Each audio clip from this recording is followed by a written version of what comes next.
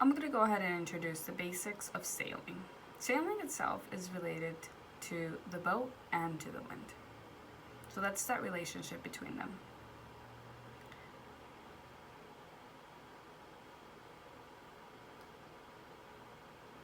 So it is important that the sail is actually all the way into the boat, nice and deep, and that way it can sail smoothly. So if the wind is coming in a very perpendicular way, you want the boat to turn a little bit, or the sail actually to turn a little bit.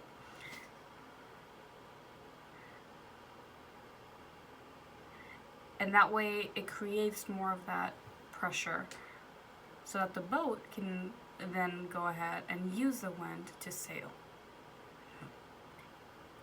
Now if you're sailing perpendicularly, the sail itself will be flapping around like crazy and it won't grab the wind to use. So if, for example, I'm trying to go to a specific place and the wind is coming directly across from that place, is it coming directly at me, we can't go straight into that wind. So the way that we have to do that is by sailing zigzag sideways into that wind.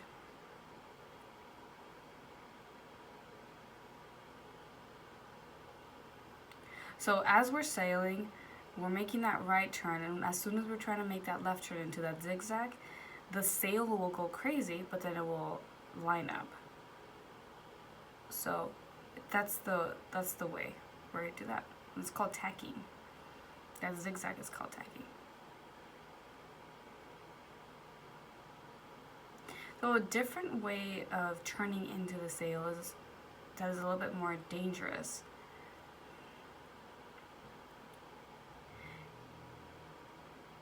is when you're trying to change the direction and you're doing that zigzag across, that when you're creating that change in that zigzag, it is really important to stay out of the way of the sail, just because as soon as that wind course changes, that sail turns fast and it can hit you in the head. So you have to make sure that the sail is nice and tight